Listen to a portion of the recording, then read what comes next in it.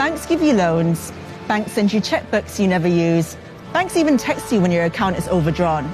Banks are so important that when they get into a mess, the government bails them out, unlike the rest of us. But did you know that the banks that exist today, maybe even the bank that you use, were built off the back of slavery? Empires of Dirt, a show about Europeans getting rich at the expense of everyone else. From 1619, 11 million African men, women and children were stolen from their homes and put to work on the sugar, tobacco and cotton plantations of America and the Caribbean. Their forced labor helped build Britain into a global superpower. And even after slave owning was abolished in Britain, the British taxpayers still paid £20 million. That's 40% of the national budget, or 16.5 billion in today's money, as compensation for slavery. No, not to the slaves. The money went to the owners. Not a single penny was given to those who had been enslaved. The amount borrowed was so huge that the debt wasn't paid off until 2015, which means that if you paid tax at any point before that, your money went towards compensating slave owners. All four of the UK's largest high street banks have been linked to the slave trade by way of these compensation payments for their loss of human property. Barclays Bank was founded out of a merger with a colonial bank that helped fund the British Empire, and several senior Barclays bankers were involved in the slave trade. Through HSBC's merger with Midland Bank, one of its first managers, George Pollard, received £230,000 of today's money from British taxpayers as compensation. In exchange, he gave up 134 enslaved people on the Caribbean island of Nevis in the 1830s. The president of Lloyds Bank, John White Cater, also received compensation for estates in Jamaica in 1835. And 27 former members of the Bank of England were linked to slavery in the 18th and 19th centuries, including 11 former governors. Even after Britain abolished the slave trade in 1807, we continued to profit off it.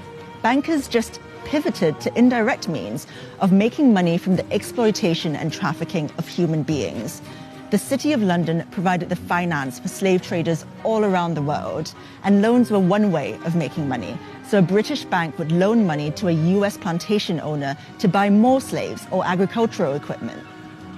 If you think mortgages are secured against the land you own, think again. So-called plantation mortgages, where US slave owners would borrow money from British banks, were secured against the value of the slaves they owned, not their land. The Royal Bank of Scotland offered plantation mortgages. So did Barclays. These mortgages were then bundled into bonds and sold to investors all over the world. When the US slave owners made repayments, the people who owned those bonds made a small profit. The City of London has defined British wealth for hundreds of years. Money comes in and money goes out to countries all over the world, and our status as a global power rests on our financial institutions. But the labor that built many of these institutions was enslaved. Iconic buildings like the Guildhall in the heart of the City of London epitomise Britain's involvement with the slave trade. Between 1660 and 1690, 15 Lord Mayors of London were shareholders in the Royal Africa Company, which shipped more African slaves to the Americas than any other institution in the history of slavery. A statue of William Beckford Sr., twice Lord Mayor of London, still stands in the Guildhall to this day. Beckford grew rich off the toil of slaves he owned on 20,000 acres of land in Jamaica. The Royal Exchange was the heart of the City of London, where stocks were bought and traded from all over the world. It was funded by Sir William Garrard, who helped to develop the Moroccan slave trade in the 1500s. So the blood and toil of African slaves literally helped build the bricks of the City of London.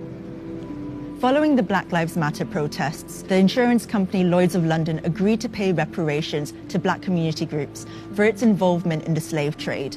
Campaigners are calling on the banks to follow suit. So when you go to withdraw cash from an ATM, remember that it was your bank that was complicit all those years ago.